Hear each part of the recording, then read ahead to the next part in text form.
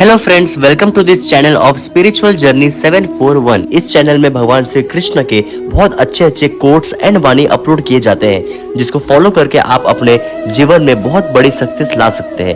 सो इस चैनल को सब्सक्राइब कीजिए एंड लाइक शेयर कीजिए। जय श्री कृष्ण। पलायन अर्थात भाग जाना, किसी भी परिस्थिति या समस्या से मुख मोड़कर भाग जाना। कई बार हम जीवन में ये करते हैं, कई बार उचित भी, क्योंकि सबसे श्रेष्ठ युद्ध वही होता है जो कभी लड़ा ही न जाए। किंतु यदि आपका पलायन करना यहाँ पाप का पालन पोषण करता है, तो पलायन अनुचित है। यहाँ पे युद्ध करना आवश्यक हो जाता है। शांति सभी चाहते हैं, शांति सर्वश्रेष्ठ है, और कभी कभी इसी शांति को बनाए रखने के लिए महायुद्ध भी करना पड़ता है। यदि आप पलायन करते हैं अपने स्वार्थ से तो उचित है, तो श्रेष्ठ। किंतु यदि आप पलायन करते हैं धर्म स्थापना से, ये उचित नहीं। इस संसार के भाग्य के हित के लिए कई बार बिन बुलाए स्वयंवर में भी जाना पड़ता है, क्योंकि धर्म स्थापना का ये कार्य, ये पलायन से नहीं, कर्म के पालन से होता है। तो पलायन कीजिए स्वार्थ से, कुकर्मों से, कुविचारों से, अहंकार से, और पालन कीजिए धर्म का, पालन कीजिए कर्म का। वंदे धर्म वंदे कर्म। राधे राधे।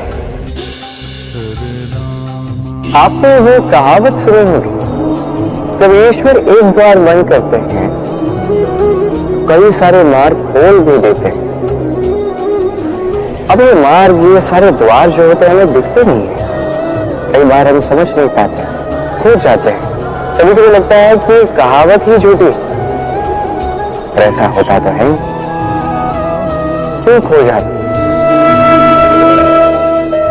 क्योंकि हम समय व्यर्थ कर उसी द्वार को देखने में, सोच के कि अब ये खुलेगा, अब ये खुलेगा, प्रतीक्षा करते करते बहुत समय व्यर्थ कर जाते हैं। इतना समय व्यर्थ हो जाता है कि हम देख ही नहीं पाते, ढूंढ ही नहीं पाते वो सारे मार्ग, वो द्वार जो हमारे लिए खुले हैं, ढूंढ ही नहीं पाते तो इसको उपयोग कैसे करेंगे। स्वयं रखिए ईश्वर सदैव हमारे साथ, हमारी सहायता कर रहे हैं। ये मार्ग सदैव है, सर्वत्र है। आवश्यकता है तो दृष्टि, दृष्टिकोण और सोच की। इस दृष्टि को फैला कर देखिए, इस दृष्टिकोण को सकारात्मक बनाकर देखिए, और ये सोच, इसकी सीमा तक ऊंची कर दीजिए। फिर देखिए सब मिल जाए।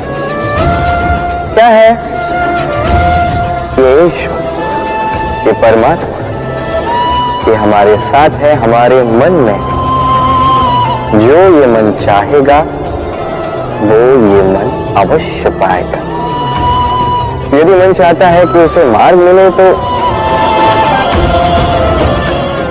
मार्ग मिल ही जाता है। तो आइए और मेरे साथ तेजी से करें। राधे राधे।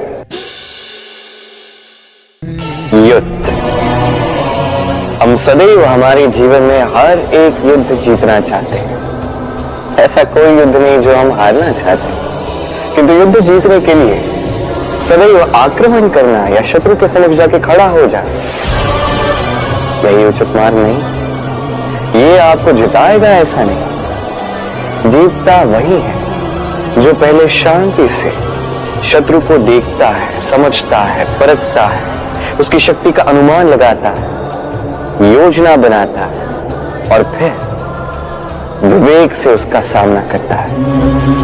क्योंकि शत्रु कोई भी हो सकता है। शत्रु हो सकता है एक महायोद्धा, हो सकता है एक महारोग भी। यदि योद्धा हुआ तो उसका बल समझे, उसकी कमियां समझे। यदि रोग हुआ तो उसके फैलने का कारण समझे, और फिर उस कारण पर प्रहार कीजिए।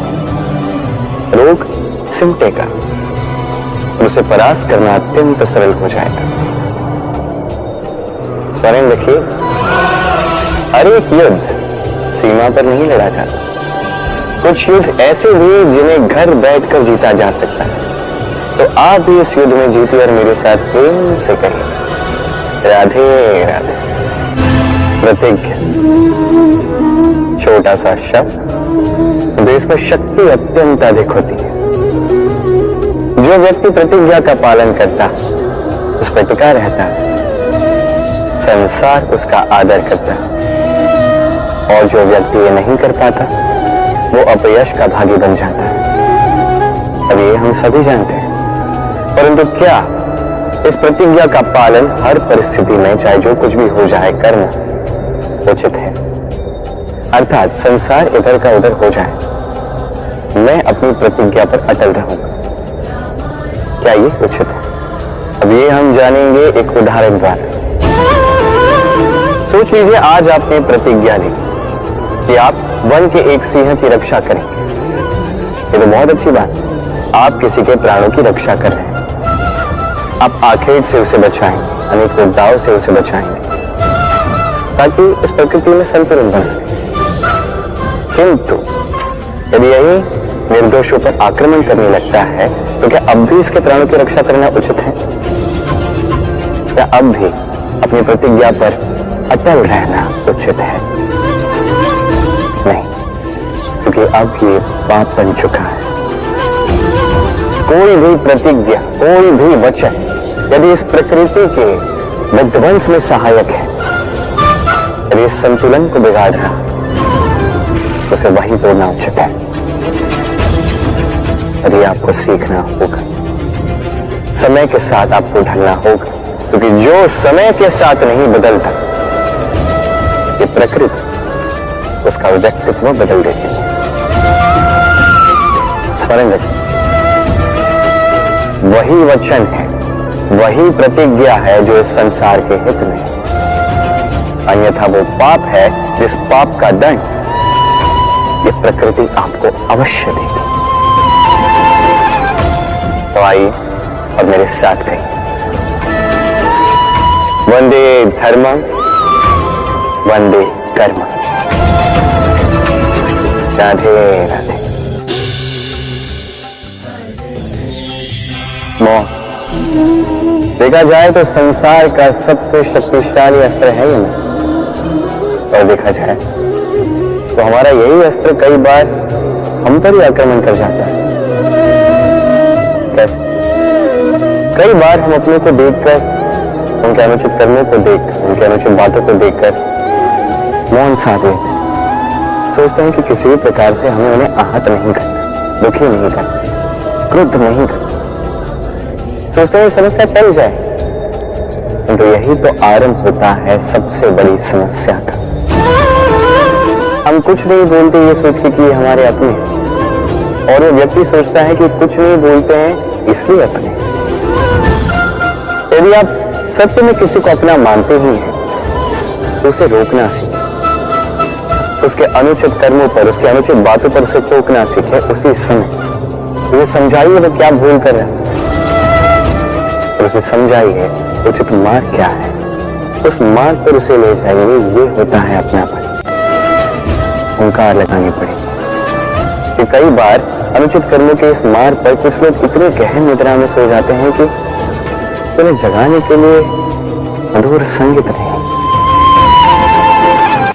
बहुत ओंकार की आवश्यकता होती है। तो अपने को जगाइए, श्रेष्ठ कर्मों के मार्ग पर उन्हें ले जाइए, और मेरे साथ प्रेम से कहिए राधे राधे। सो इस चैनल को सब्सक्राइब कीजिए एंड लाइक शेयर कीजिए। जय श्री कृष्ण।